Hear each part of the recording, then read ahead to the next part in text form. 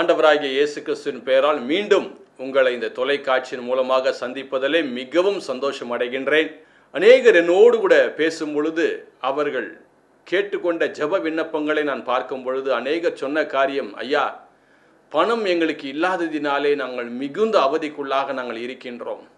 கடன் தொல்லை எங்களை வாட்டி வதைக்கின்றது. நாங்கள் என்ன செய்வதென்று சொல்லி தெரியவில்லை. இதனால் எங்கள் குடும்பத்திலே பிரச்சனை, எங்களுடைய வேலை ஸ்தலத்திலே பிரச்சனை, நாங்கள் நிம்மதியாக இருக்க முடியாதபடிக்கு எங்கள் வாழ்க்கையில் அநேக விதமான வியாதிகள் இதனால் வந்துவிட்டது என்று சொல்லி என்னோடு கூட தொடர்பு கொண்டார்கள். பிரியமானவர்களே, இந்த நாளிலே தேவன் உங்களுடைய எல்லா பிரச்சனைகளிலிருந்து, விசேஷமாக பண பிரச்சனை, தேவன் உங்களோடு கூட இருந்து உங்களை விடுதலை ஆக்குவார் என்பதிலே சந்தேகமே இல்லை. காரணம், எனக்கு தெரியும் கடன் பிரச்சனையானது எத்தனை மிகுதியான கஷ்டமான ஒரு சூழ்நிலை உண்டாக்கும் என்பதை நான் அறிந்திருக்கின்றேன். அநேக அதே வழியிலே நீங்கள் படும் துயரங்களிலே நானும் கடந்து வந்திருக்கின்றேன். ஆகவே கர்த்தர் நிச்சயமாக இந்த நாளில் உங்களோடு கூட பேசி உங்களுடைய எல்லா பண பிரச்சனையிலிருந்து நிச்சயமாக இந்த நாளில் விடுவிப்பார் என்பதிலே சந்தேகமே இல்லை. ஆகவே இந்த நாளில் உங்களோடு கூட தியானிக்கும்படியா அடியேன் தெரிந்து கொண்ட வேத வசனங்கள் நீதிமொழிகளின் புஸ்தகம் 22ஆம் அதிகாரம் 4ஆம் வசனம். தாழ்மைக்கும் கர்த்தருக்கு பயப்படுதலுக்கும் வரும் பலன் ஐஸ்வர்யமும் மகிமையும் ஜீவனுமாம். தாழ்மைக்கும் கர்த்தருக்கு பயப்படுதலுக்கும் வரும் பலன் ஐஸ்வர்யம் என்று சொல்லி வேதம் கூறுகின்றது. முதலாவது நமக்கு தாழ்மை தேவை. யாரிடத்தில் தாழ்மை தேவை? தேவனிடத்தில் நாம் தாழ்மையாக இருக்க வேண்டும். தாழ்மையாக இருந்து கர்த்தருக்கு நாம் பயப்பட வேண்டும் என்று சொல்லி வேதம் திட்டவட்டமாக நம்மோடு கூட சொல்கின்ற வார்த்தையாக இருக்கின்றது. அப்படி நாம் கர்த்தருக்கு பயந்து நாம் இருக்கும் பொழுது நமக்கு வரும் பலன் என்ன? ஐஸ்வர்யம். ஆம், ஐஸ்வர்யத்தை தேவன் தருகின்றார் என்று சொல்லி நாம் பார்க்கின்றோம். பிரியமானவர்களே, நம் கர்த்தருக்கு பயந்து நம்மை நாம் தாழ்மைப்படுத்தி ஆண்டவருடைய சமூகத்தில், ஆண்டவரே, நான் ஒன்றும் இல்லாதவன் அப்பா, நீர்தான் என்னை தாங்கி பிடிக்க வேண்டும், நீர்தான் என்னை வழிநடத்த வேண்டும், ஒவ்வொரு நாளும் நீர்தான் என்னை ஆண்டவரே வழிநடத்த வேண்டும் என்று சொல்லி ஆண்டவர் முன்பதாக நாம் தாழ்மைப்படுத்தும் பொழுது நம்முடைய பெருமைகளை, நான் படித்ததினால் நான் பெரிய வேலை ஸ்தலத்திலே இருக்கின்றேன் என்று சொல்லி, எனக்கு அநேக பணங்கள் இருக்கின்றது, சொத்துகள் மிகுதினால் நான் நிச்சயமாக அந்த உலகத்தில் வாழ்ந்து விடுவேன் என்றெல்லாம் பெருமை இல்லாதபடிக்கு நம்மை நாம் தாழ்த்தி கர்த்தருக்கு நாம் பயப்படுத்தும் பொழுது அதனால் வரும் பலன் ஐஸ்வர்யம் என்று சொல்லி வேதம் கூறுகின்றது.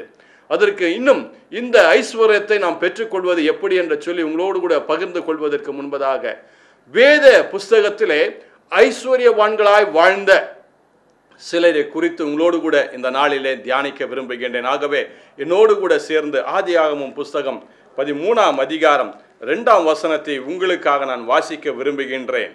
ஆபிரகாம் மிருக ஜீவன்களும் வெள்ளியும் பொன்னுமான ஆஸ்திகளை உடைய சீமானாய் இருந்தான் என்று சொல்லி வேதம் கூறுகின்றது.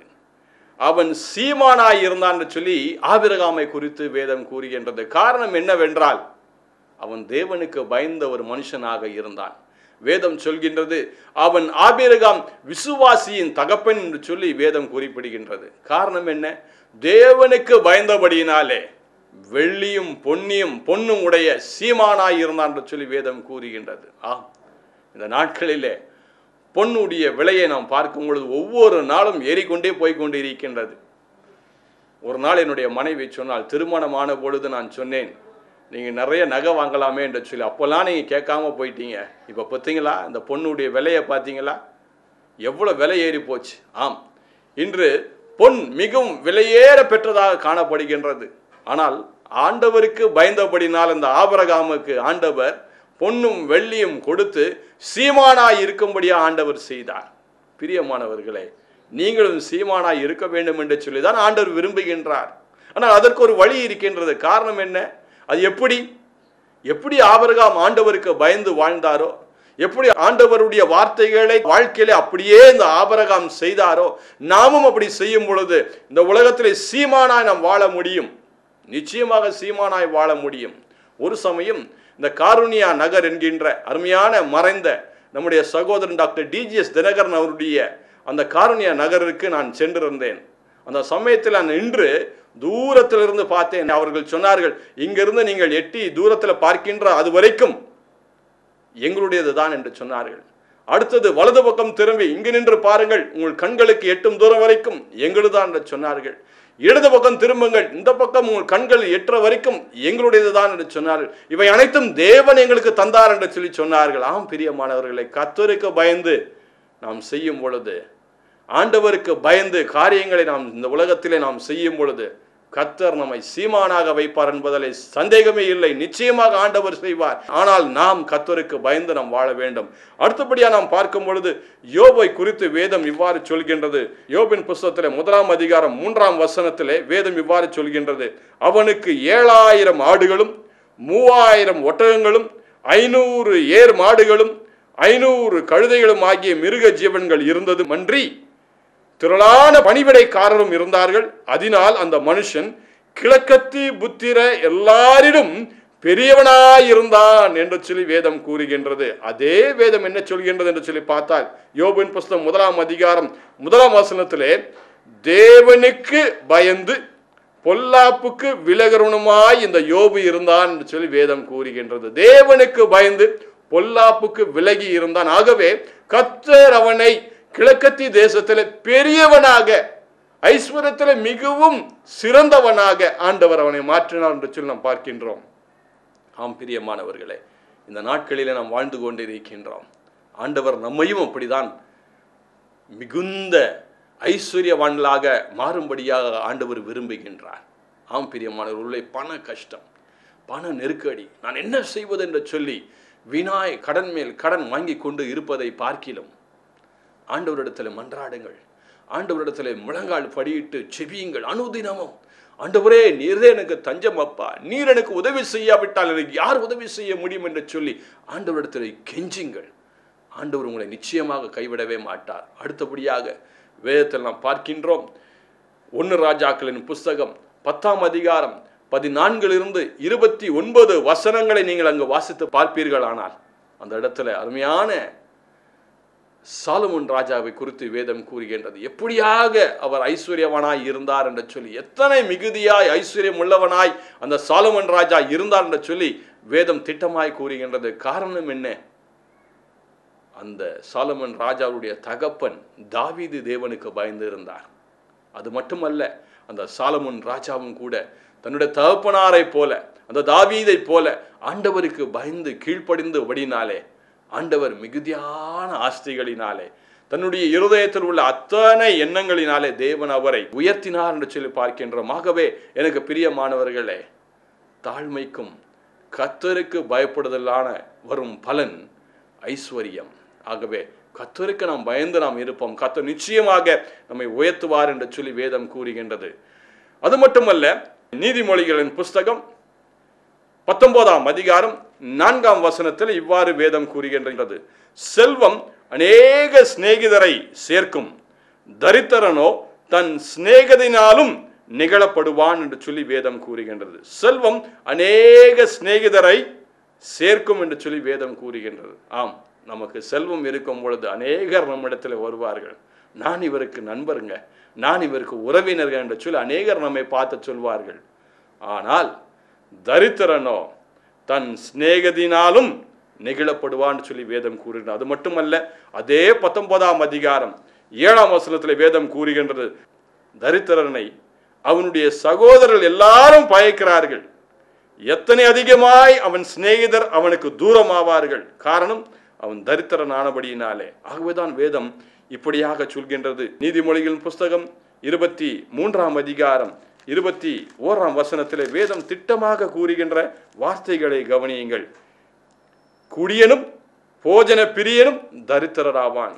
எப்போ பார்த்தாலும் சாப்பிட்டுக்கிட்டே இருந்துட்டு சோம்பலாய் வீட்டிலே தூங்கி கொண்டே இருந்தால் அவன் தரித்திரனை தான் ஆகுவான். அதனால்தான் வேதம் திட்டமாக சொல்லுகின்றது. அதே நீதிமொழி புஸ்தகம் 22 அதிகாரம் 29 வசனத்தில், தன் வேலையிலே ஜாக்கிரதையாய் இருக்கிறவனை நீ கண்டால் அவன் நீசருக்கு முன்பாக நில்லாமல் ராஜாக்களுக்கு முன்பாக நிற்பான். தன் வேலையிலே ஜாக்கிரதை உள்ளவன் ராஜாக்களுக்கு முன்பதாக நிற்பான். ஆம் பிரியமானவர்களே, தேவன் நமக்கு அருமையான வேலையை கொடுத்திருக்கின்றார். அந்த வேலையிலே நாம் உண்மை உள்ளவர்களாய், ஜாக்கிரதை உள்ளவர்களாய், நமக்கு கொடுக்கப்பட்ட வேலை மிகவும் சிறந்ததாக நாம் செய்யும் பொழுது கர்த்தர் நம் கையின் பிரயாசங்களை அவர் ஆசீர்வதிப்பார். ஒரு நாளும் அவர் நம்மை கைவிடவே மாட்டார். நிச்சயமாக அப்பேற்பட்ட ஆசீர்வாதங்களை கர்த்தருக்கு பயந்து நம்மை நாம் தாழ்த்தி ஆண்டவருக்கு முன்பதாக அவருடைய சமூகத்தில் நாம் தாழ்த்தி கர்த்தருக்கு பயந்து நம்முடைய காரியங்களை, நமக்கு கொடுக்கப்பட்ட வேலைகளை, நம் கர்த்தருக்கு பயந்து நம்முடைய வாழ்க்கையிலே கொடுக்கப்பட்ட இந்த ஜீவனுள்ள இந்த வாழ்க்கையிலே கர்த்தருக்கு பயந்து உண்மையாய் நாம் செயல்படும் பொழுது கர்த்தர் நம்மை உயர்த்துவார். அவர் ஒருபோதும் நம்மை கைவிடவே மாட்டார். ஆம் பிரியமானவர்களே, அப்படி நாம் வாழும் பொழுது அதனால் நமக்கு வரும் பலன் ஐஸ்வர்யம், பணம் நிச்சயமாக நம்மை தேடி வரும். கர்த்தருக்கு நாம் பயந்து வாழ்வோமா? நம்முடைய கடன் தொல்லையிலிருந்து நாம் விடுபடுவோமா? நம் கண்களை மூடி நாம் ஜெபம் செய்வோம். எங்கள் அன்பின் ஆண்டவரே, இந்த அருமையான வேலைக்காக நன்றியோடு கூட நாங்கள் உம்மை துதிக்கின்றோம். ஆமாப்பா, இதோ இந்த தொலைக்காட்சி பார்த்து கொண்டிருக்கிற என் அருமையான சகோதரன், என் அருமையான சகோதரிக்கு ஆண்டவரே, அநேக விதமான கடன் தொல்லை உண்டு அப்பா. நாங்கள் எங்கள் வாழ்க்கையில் நாங்கள் அழுகையின் பள்ளத்தாக்களை கடந்து சென்று கொண்டிருக்கின்றோம். யார் எங்களை விடுவிக்க முடியும் என்று சொல்லி மிகவும் வேதனையோடு கூட வாழ்ந்து கொண்டிருக்கின்ற அந்த வாழ்க்கையை நீர் பாருமாப்பா. கடன் மேல் கடன், கடனை வாங்கி இன்னொரு கடனை அடைக்க வேண்டிய சூழ்நிலை, என்ன செய்வது என்று சொல்லி திகைத்து நிற்கும் என் அன்பின் பிள்ளைகளை நீர் கண்ணோக்கி பார்க்க வேண்டுமாய் செபிக்கின்றேன் அப்பா. அருமையான உடைய வார்த்தைகளை நான் நீர் சொன்னீர். தாழ்மையும் கர்த்தருக்கு பயப்படுதலும் உண்டான வரும் பலன் ஐஸ்வர்யம் என்று சொல்லியிருக்கின்றார். ஆகவே இந்த நாள் முதற்கொண்டு அருமையான பிள்ளைகள் தங்களை தாழ்த்தி உமக்கு பயந்து வாழும் பொழுது அவருடைய எல்லா கடன்களிலிருந்து, பண நெருக்கடியிலிருந்து நீர் தாமே அவர்களை விடுவிக்க வேண்டுமா நான் செபிக்கின்றேன். ஆமாண்டவரே, தங்களுடைய வேலையில ஜாக்கிரதையாய் இருந்து ஆண்டவர் தங்களுடைய வேலைகளை அவர் செய்யும் பொழுது அவர்கள் ராஜாக்களுக்கு முன்பதாக நிற்க வைப்பீர் என்று சொல்லி இருக்கின்றீர். அப்படியே நீர் செய்ய போவதற்காக உமக்கு நான் நன்றி செலுத்துகின்றேன் ஆண்டவரே. ஒவ்வொருவரையும் நீர் ஆசீர்வதியும். இந்த தொலைக்காட்சியை பார்த்து கொண்டிருக்கிற ஒவ்வொருவரையும் ஆண்டவரே பண நெருக்கடியிலிருந்து விடுவித்தரல வேண்டுமா நான் ஜெபிக்கின்றேன் ஆண்டவரே. ஒரு அற்புதம் நிகழட்டும், ஒரு அற்புதம் அவருடைய வாழ்க்கையில நிகழட்டும். என் தேவன் இவர்களுக்கு விடுதலை தந்தார். பண நெருக்கடியிலிருந்து தர்மையான பிள்ளைகள் சாட்சி பகரட்டும் ஆண்டவரே. நீர் அப்படி செய்ய போவதற்காக உமக்கு நாங்கள் நன்றி செலுத்துகின்றோம். உம்மை நாங்கள் ஸ்தோத்திரிக்கின்றோம், உம்மை நாங்கள் ஸ்தோத்திரிக்கின்றோம். உமக்கே நன்றி தகப்பனே. இயேசு கிறிஸ்துவின் மூலமாக ஜெபிக்கின்றோம் நல்ல பிதாவே. ஆமென், ஆமென்.